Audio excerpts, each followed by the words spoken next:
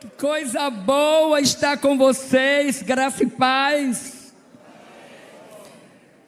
Ai, eu já chorei bastante, porque eu me senti em pleno campo missionário. Sabe que eu tenho dúvida, eu acho que nas minhas artérias não corre sangue comum, corre sangue missionário. E é um privilégio voltar a casa. E hoje com homens e mulheres comprometidos com o reino de Deus, querendo estender a obra que Cristo tem entregado a nós. Põe ali a horinha para mim, viu? Porque senão... Eu quero agradecer, pastor, a confiança de voltar a casa e toda a sua equipe, e tenha certeza que vai ser missões. Prepara os lencinhos para enxugarem as lágrimas. Eu tive um pastor que já está com o Senhor, o pastor que nos mandou para a obra missionária, pastor João Gomes. E aí ele dizia assim: eu não sei porque que esse povo vai escutar essa mulher pregar. Ela não prega nada, ela só chora e bota a gente para chorar. Louvado seja o nome de Jesus. Antes eu trouxe para a irmã Edna, ela não está, então a preciosa Priscila leva o meu novo livro, O Despertar do Propósito, para a mulher cristã. Todo mundo tem um propósito na vida, só precisa despertá-lo, e quem sabe quantos missionários Deus vai levantar aqui. Então esse é o da irmã Edna. Se você quer amanhã eu vou estar aqui. Pronto, aí eu vou, e aí o autógrafo, eu deixo meu autógrafo, que é de graça, e você tem que pagar somente pelo livro, amém? Tome, minha preciosa.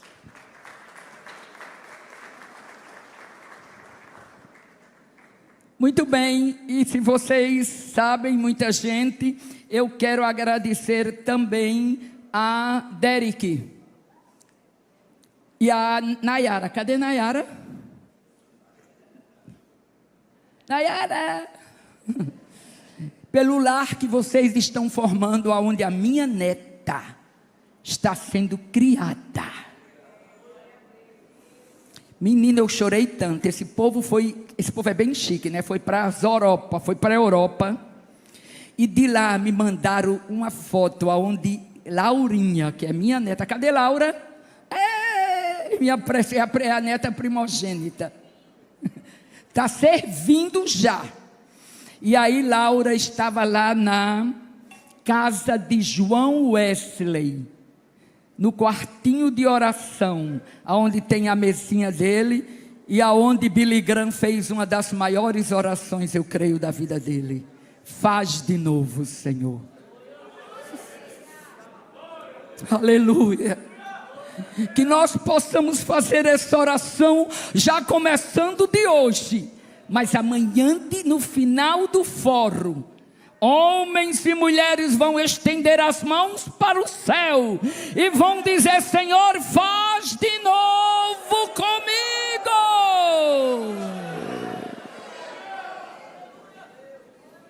O mundo está cansado de homens e mulheres eloquentes.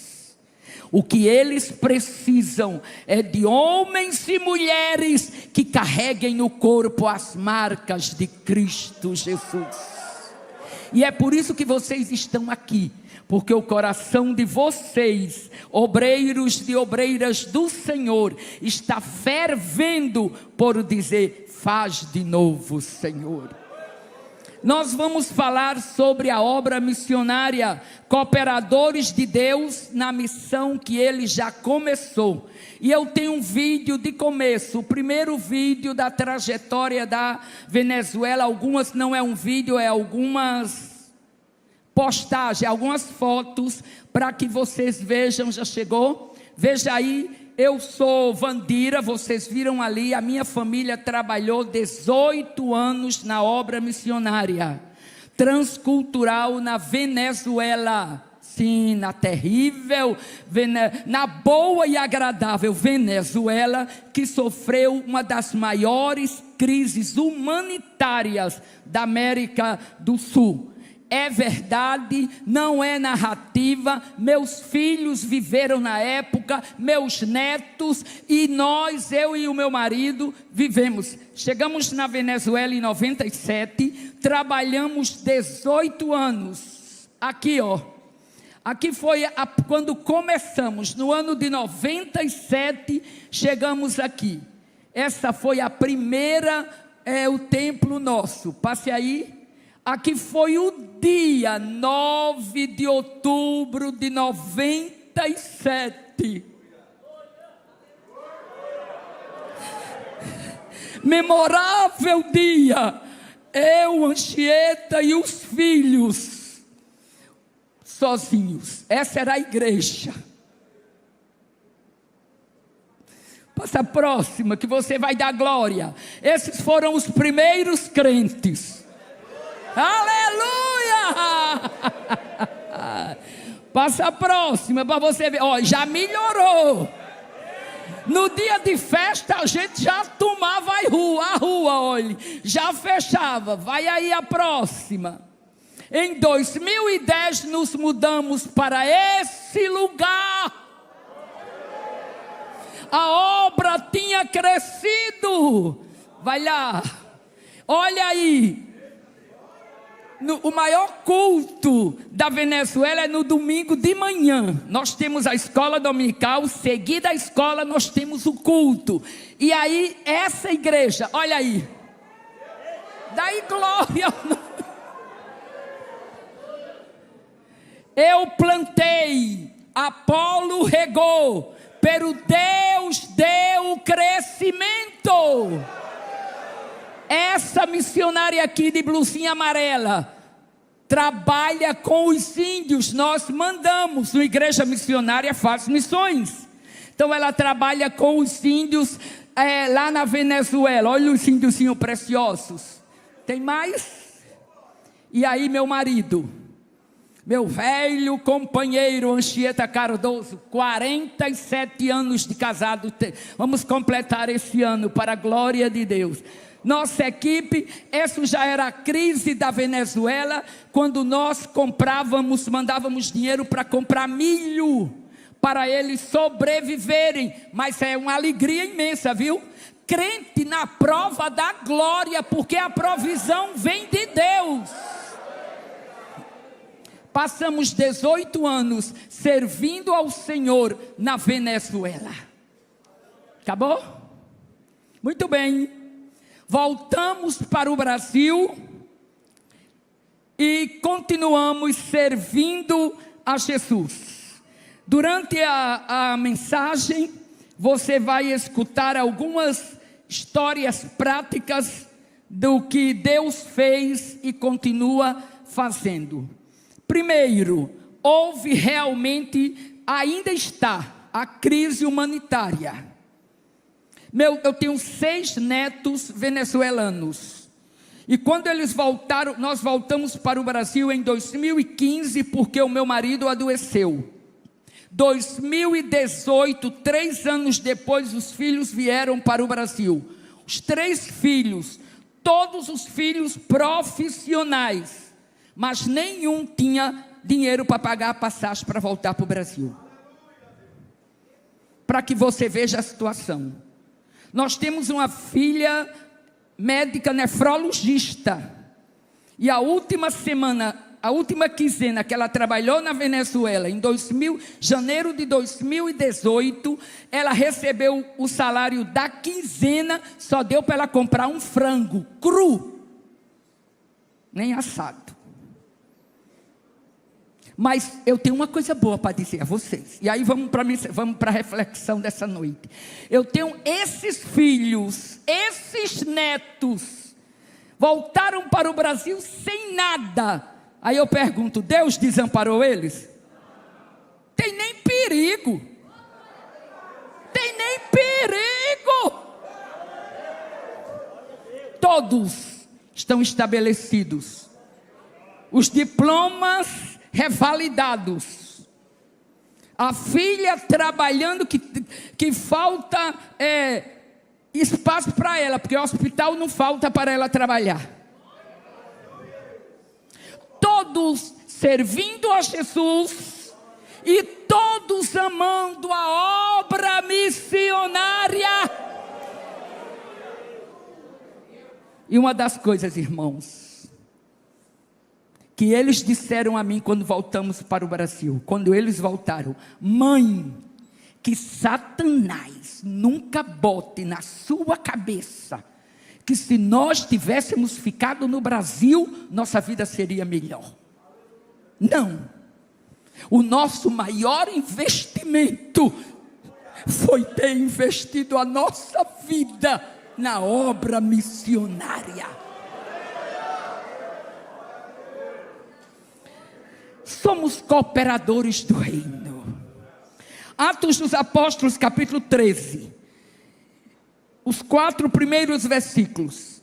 Havia na igreja de Antioquia profetas e mestres: Barnabé, Simeão, por sobrenome Níger, Lúcio de Cirene, Manaém, Colácio de Herodes, o tetrarca, e Saulo. E servindo eles ao Senhor e jejuando, disse o Espírito Santo: separai-me agora Barnabé e Saulo para a obra que tenho chamado. Então, jejuando e orando, impondo sobre ele as mãos, os despediram. O 4, e enviados pelo Espírito Santo, desceram a Seleucia e daí navegaram até Chipre.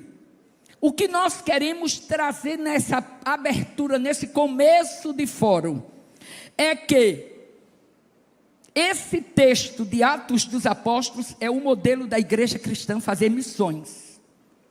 A igreja não faz missões sozinha. A igreja faz missões em parceria com o Espírito Santo. Nem o Espírito Santo faz só, faz em parceria com a igreja. Ele podia fazer só, ele pode tudo, que ele é Deus. Mas ele deixou o modelo estabelecido. Então a gente vê aqui que o capítulo 13 é um divisor de águas na história da igreja. A missão deixa de ser apenas local e intencionalmente ela rompe as barreiras e transforma-se numa igreja transcultural. A igreja de Antioquia era assim: a missão não nasce no coração do homem, ela nasceu no coração de Deus. O foco sai de Jerusalém e vai agora para Antioquia. Então nós vamos dar essa noite 5 passos, para que você veja como a Bíblia ainda hoje é real nas nossas vidas. Não tem modismo na igreja. Tem fundamento na palavra de Deus. Eu gosto do texto quando João escreve capítulo 17, o versículo 17. Na oração sacerdotal, Jesus orando diz: Pai, a tua palavra é a verdade. Então não tem outro fundamento para se fazer missões do que a Bíblia Sagrada. Então, primeiro passo, a missão Dei: Deus é soberano e está em missão. Então há uma coisa fundamental: a missão não começa na igreja. Ela começa onde? Ela começou no céu. Olha que coisa mais linda. E aí, quando ela começa no céu, a Bíblia diz assim: antes de que Barnabé e Saulo fossem enviados, o Espírito Santo já tinha determinado a obra. Então, que você nunca esqueça: primeiro, Deus é o autor da missão, Deus é quem chama, não é homem, não são os diplomas, não é a conta bancária, não é o sobrenome poderoso, não é o amigo, é Deus. Segundo, é Ele quem envia. Terceiro, é Ele quem sustenta. E o quarto, é Ele que faz tudo. Não é assim? Tudo. Olhe, nesse ponto, deixa eu dizer uma coisa. Quando nós estávamos na obra, saiu um casal da igreja que tinha um poder aquisitivo muito bom. Uma obra missionária, é missão. E aí, um líder da igreja chegou para mim preocupado, muito bom, uma pessoa muito amável, e disse assim: pastora, como está a finança? Como estão as coisas dentro da igreja, depois que fulano saiu? Eu olhei para a cara dele e disse: a obra é dele, é de Deus. Ele foi quem nos mandou. E Ele é o nosso sustento. Uma porta se fecha aqui, um portão bem largo se abre ali, porque o nosso Deus faz abundantemente mais daquilo que pedimos ou pensamos. Em Atos 13, não vemos líderes criando estratégias. Precisamos das estratégias? Precisamos. O que nós não podemos colocar são essas estratégias na frente do Espírito Santo de Deus.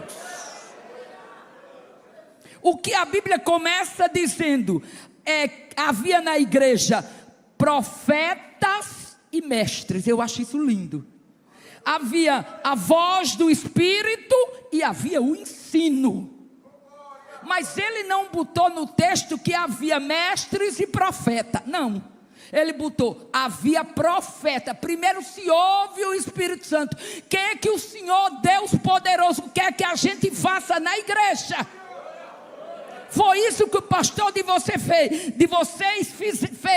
O que eu preciso fazer com missões? Aí o Espírito Santo dizia a ele: vai, reúne esse povo e diz que é hora de fazer missões, porque o tempo é chegado. Aí você que tem um coração de servo e que escuta a voz do Espírito, diz: eu vou para lá, porque lá o negócio é sério.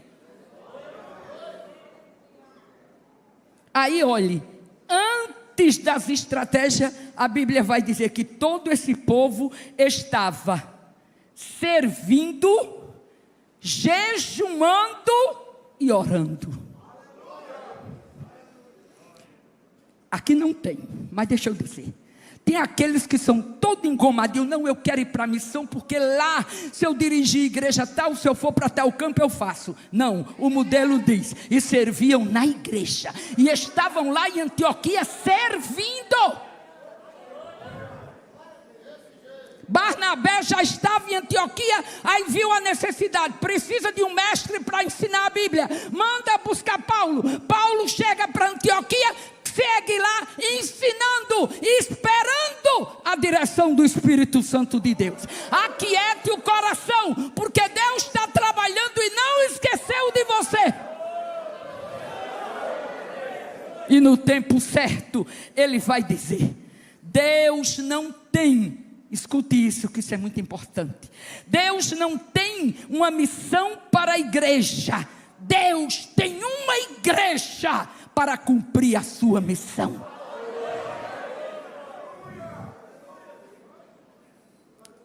O Fórum de Missões não é um departamento, não é um evento anual, é a expressão do caráter de Deus gerado na liderança da igreja, que abraçou a obra missionária esse ano como se fosse o último ano da vivência da igreja aqui na terra.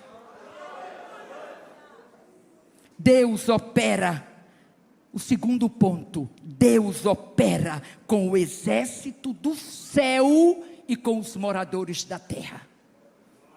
Olha aí onde a igreja entra. Deus opera. Daniel explica isso muito bem no capítulo 4 e o versículo 35. Ele opera com o exército dos céus e com os moradores da terra. E E Atos 13, aí ele vai dizer: e enviados pelo Espírito Santo.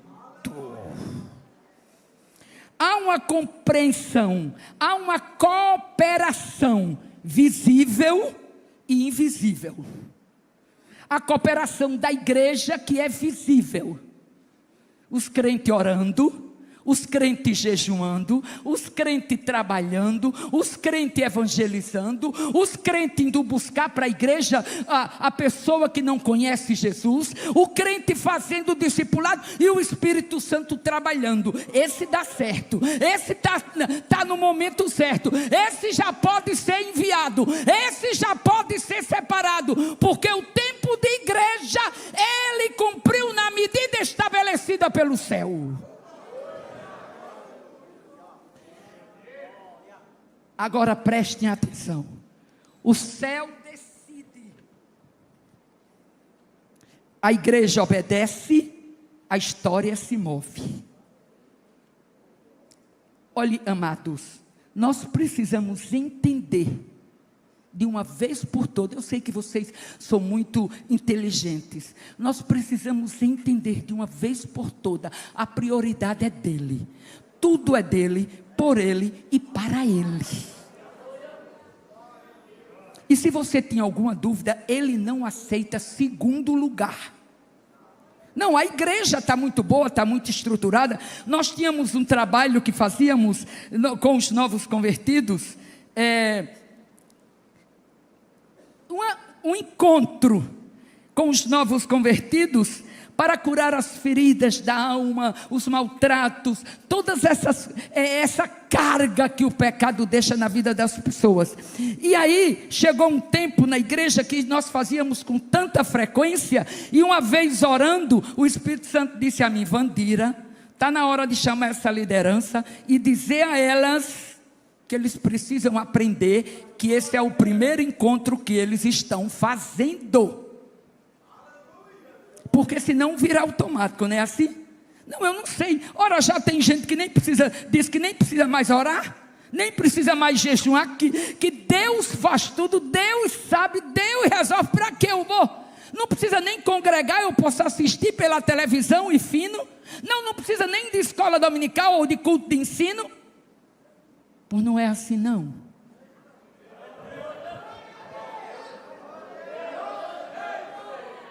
Não deixe de congregar como muitos têm por costume. O céu decide, mas a igreja obedece.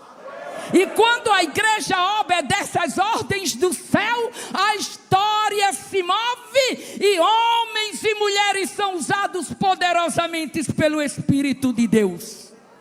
Por quê? Porque a missão não é um esforço isolado humanamente da igreja, mas a missão é o alinhamento da igreja com o governo soberano de Deus.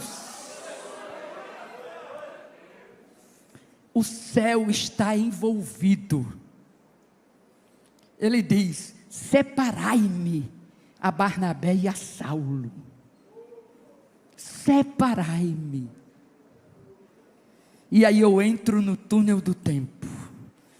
Esses dias eu completei 6.8.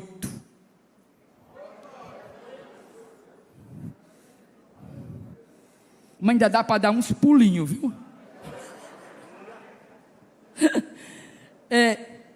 Aí eu entro no túnel do tempo. Separai-me. Eu tinha 12 anos de idade. Na cidade de Natal tinha uma igreja chamada Igreja do Farol, lá na praia de Pedra Preta. E aí a gente caminhava pela pista embaixo, mas tinha que subir uma ladeira de areia para poder, a igreja estava lá em cima. E eu gostava do círculo de oração. Eu aprendi a orar muito cedo, por isso que eu estou de pé. Aí eu fui com minha mãe. E naquela memorável tarde, Deus usou uma profeta. E ela ainda está viva. E que ela disse, e Deus disse naquela tarde: eu te separei desde o ventre da tua mãe para uma obra longe daqui. Era o ano de 1970. Não se falava em missões na minha igreja. E a profeta disse a mim: Wandira, quando Deus me usava, Ele me mostrou uma faixa no seu peito com o nome Missões, e na sua cabeça girava o globo terrestre.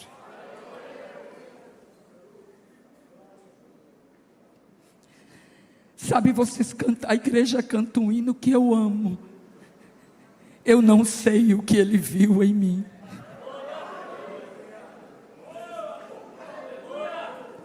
Mas eu quero dizer aos grandes, aos mais novos e aos mais antigos: eu abracei essa palavra profética como bússola para a minha vida. Eu podia não entender o peso da palavra, mas a doce voz do Espírito me dava certeza: vai ser difícil sim, mas eu vou caminhar com você.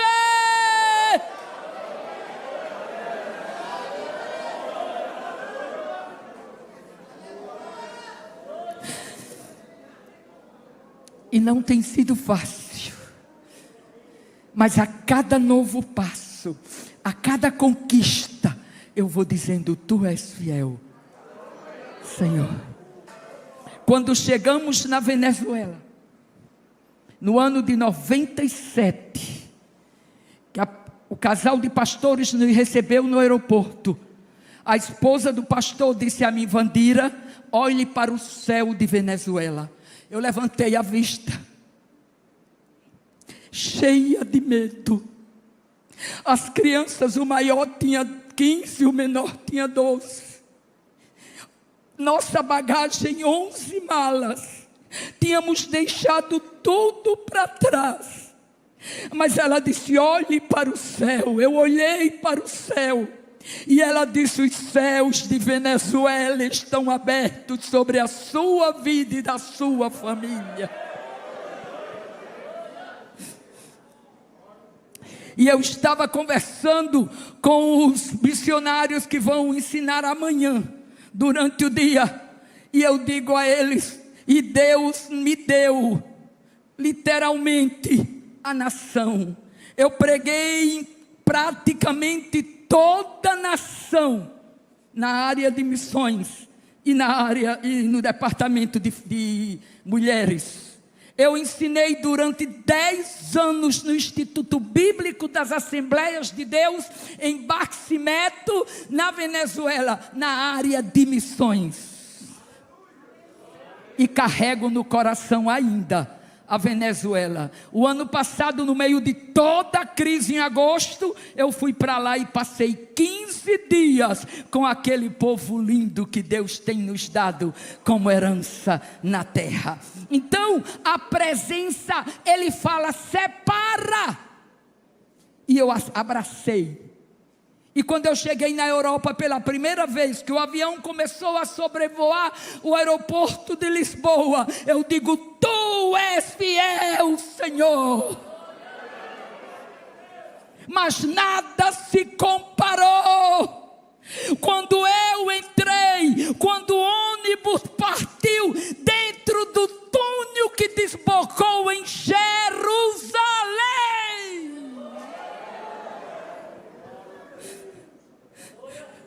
pude pregar no Monte Carmelo, pude pregar no Mar da Galileia. Eu digo: quem sou eu? Que foi que o Senhor viu em mim? O mesmo que Ele viu em você, o mesmo que Ele viu em você. O que nós precisamos é dizer: Senhor, aqui está a minha vida. Não a tenho por preciosa, contanto que cumpra o ministério que o Senhor me tem entregado. terceira coisa importante: a igreja não é espectadora, mas ela é cooperadora. E tem mais um detalhe: tem os que vão, mas tem os que ficam segurando as cordas. Tem os que ficam na administração, administrando e montando tudo isso. Você pensa que tudo isso é feito assim, num passe de mágica? Então precisa. Missão é toda uma equipe. Aí do meio dessa equipe que Deus separa, aí Deus olha lá de cima. Eu costumo dizer nas conferências. Aí Deus olha lá de cima e diz: esses aqui são mais loucos, então vamos mandar esses para a linha de frente. Aleluia. Aleluia. Como a igreja coopera, como ela não é espectadora, está aqui na Bíblia, e servindo eles, jejuando, orando. É assim que a igreja é cooperadora. E há uma outra coisa que a igreja faz: impõe as mãos sobre o missionário e o envia. Impõe a mão sobre quem foi como pastor para o campo, quem saiu como diácono, como presbítero, tem que sair com uma cobertura pastoral. Se não servimos para obedecer, não servimos para fazer a obra de Cristo Jesus. Aleluia. Meu pai estava na UTI, aqui lá em Natal, e eu precisava vir urgente para Natal. Mas eu tinha um pastor aqui. Eu digo: eu não posso chegar em Natal sem que ele saiba. Liguei para o pastor: pastor, eu preciso chegar. Não achei o pastor. Liguei para o meu secretário de missões. Digo: vai e diz ao pastor que eu estou de passagem comprada, e que amanhã eu chegue em Natal, porque papai está na UTI. Por quê? Porque eu tenho uma cobertura sobre mim. Isso me dá o quê? Respaldo diante de Deus. Então, era isso que a igreja faz. Ela coopera. Ela não é espectadora. Ela não dá trabalho. Ela ajuda. Aleluia. Ela não diz, eu acho isso bom, viu? Boa sorte, missionário. Boa sorte, pastor. Não, ela participa espiritualmente e financeiramente. Não se faz missão sem dinheiro. E tem um outro detalhe, queridos. Olha, eu digo muito. Vocês aqui, a gente aqui no Brasil, qualquer parte, no começo do ano, você precisa de material escolar para criança. Você precisa de dinheiro para fazer a matrícula. Se está numa escola particular, precisa de farda. Se está numa pública, precisa de livro. Você precisa de material de tudo isso. Pois o missionário precisa também.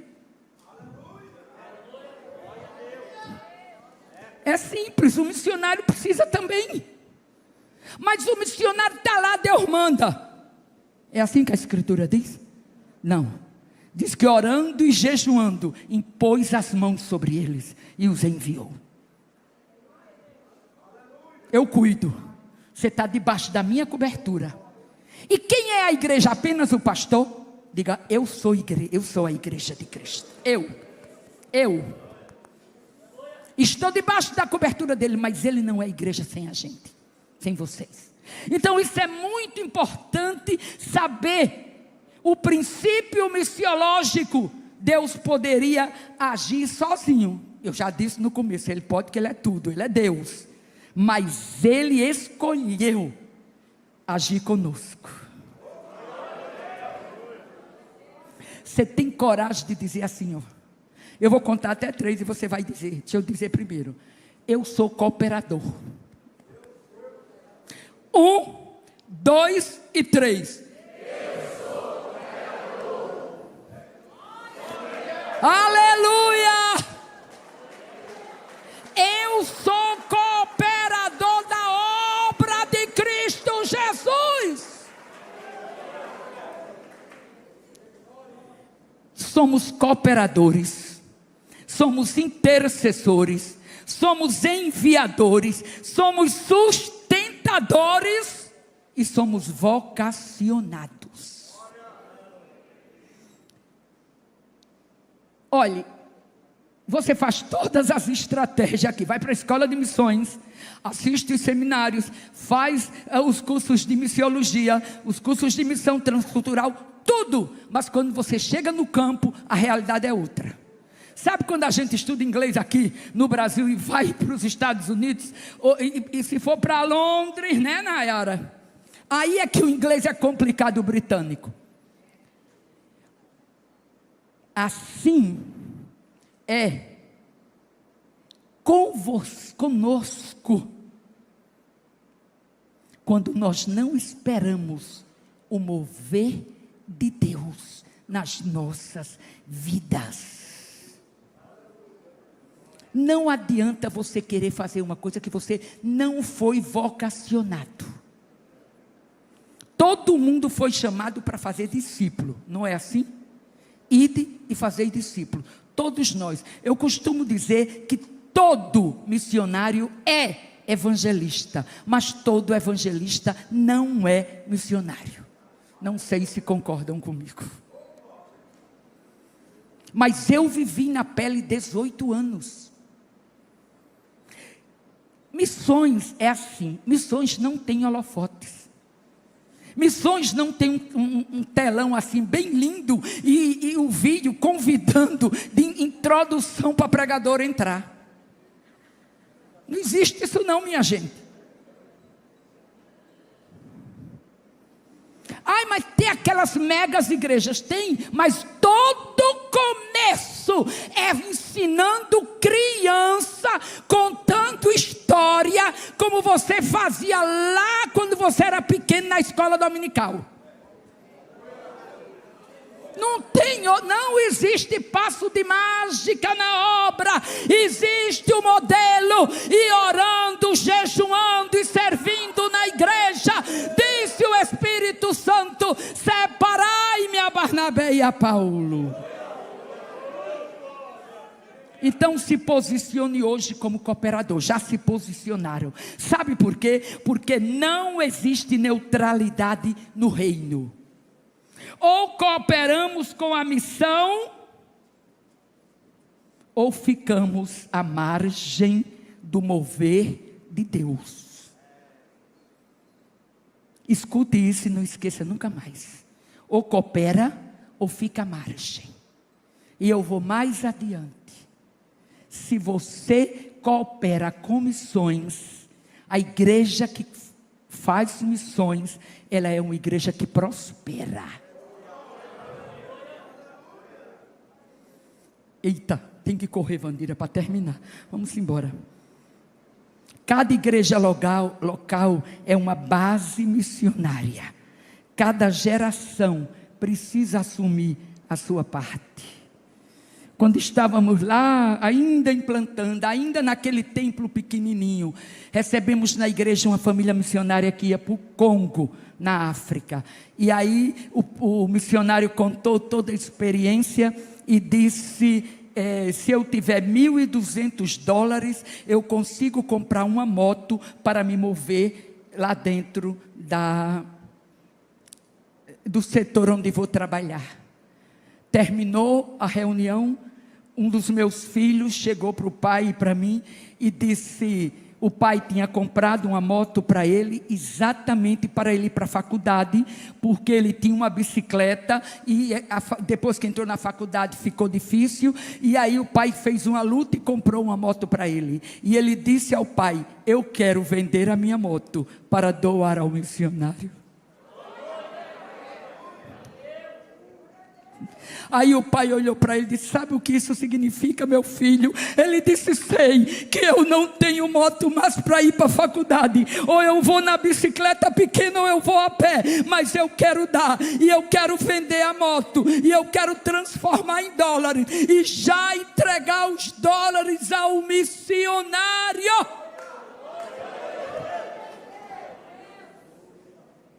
Olhe bem para a minha cara, isso não é história que eu li em um livro. Eu carrego no corpo as marcas das nações. Aí você acredita que esse menino não tem sucesso? É perigoso você investir num banco aqui. Ele pode quebrar e você perder todas as suas finanças.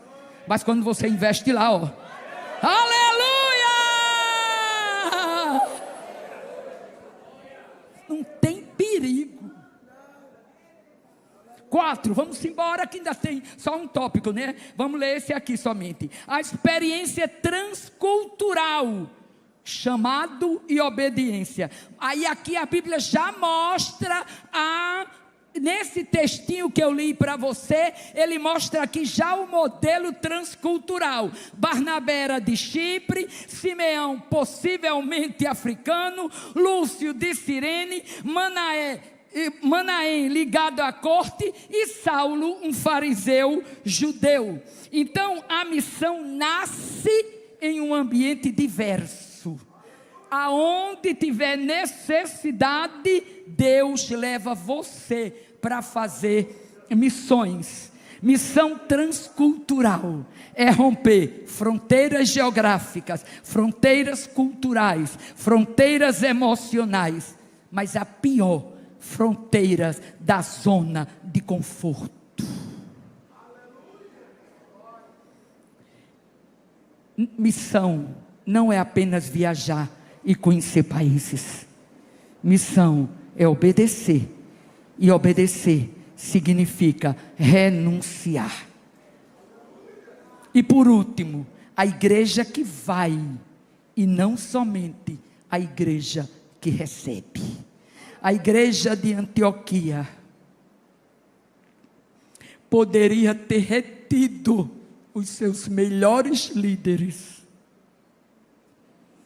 Mas se ela tivesse feito isso, hoje nós não contaríamos ao mundo a história da igreja de Antioquia. Como base para a formação, para o envio de missionários da igreja de Cristo no século 21. Mas a igreja de Antioquia escolheu enviar os melhores líderes, Barnabé e Saulo. Isso revela o que da igreja? Uma igreja com maturidade espiritual. Então, é por isso, olhe, Deus não chama neófito. E eu acho bem lindo, porque neófito não é porque você é mais jovem. Não, neófito é porque não temos maturidade espiritual. A igreja que só recebe, ela centraliza e ela estagna.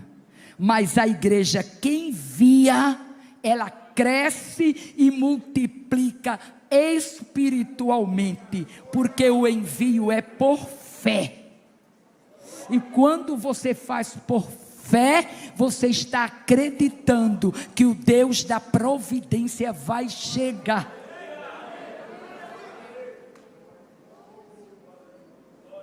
A igreja que faz missões, a igreja que envia e que não somente recebe, ela é aquela igreja alinhada com a missão do céu. Para você nessa noite, para nós, missão não é moda, não é estratégia de crescimento. Missão é resposta à soberania de Deus. Antes que o pastor ore por você, eu quero deixar umas perguntas. Estamos ouvindo o Espírito Santo? Estamos jejuando ou apenas planejando? Estamos enviando ou retendo? Estamos cooperando ou apenas assistindo? Missão em foco não é sobre fazer mais, é sobre alinhar-se ao que Deus já está fazendo.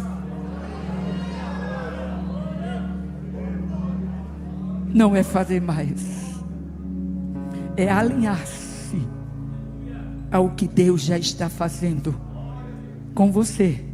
Essa é a sua igreja mãe, mas você está num campo e você sabe que Deus já está fazendo. Durante 18 anos, eu tenho 2 minutos para lhe dizer isso. Quando a igreja tinha 2 anos de fundada, um dia de aniversário, eu chorei a Deus, não sentindo falta de bolo. Os missionários são melhor comigo, viu? Nem sentindo falta, porque não tinha muita gente conhecida perto de mim. Eu chorei dizendo: dá-me almas, senão eu morro. Eu não sei quantos de vocês já fizeram essa oração a Deus: dá-me almas, senão eu morro. Ou quantos de vocês já fizeram: Senhor, envia-me a mim, eis-me aqui. E naquela manhã eu disse a Deus: dá-me alma, senão eu morro.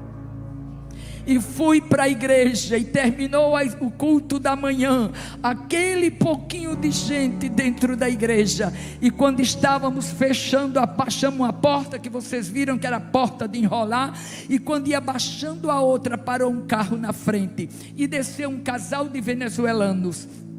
E ele entrou e disse: aqui é a igreja dos brasileiros? Sim. E aí, dos pastores brasileiros? Sim. E ela disse: eu tenho uma palavra para a missionária. Nem meu marido sabia. E aí ela pôs as mãos na minha cabeça e disse: conta nos dedos o que eu vou começar a fazer a partir de hoje.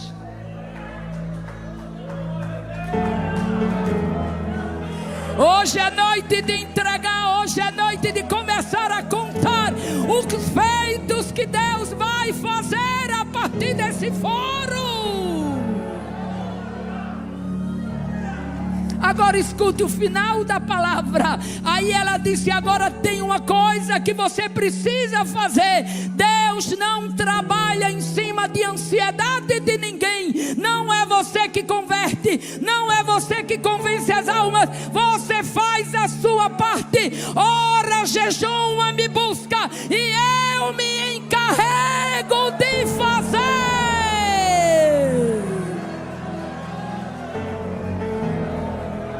Essa noite eu quero que você não tenha medo. Essa noite eu quero que você se entregue completamente nas mãos desse Deus que é soberano nas missões, e que hoje está dizendo: eu conto com você para a batalha da hora final. É você mesmo, é com as suas limitações, é com a sua falta de conhecimento, é com a sua falta de estrutura, mas eu sou o Deus da provisão. Essa é a noite que Deus determinou para você.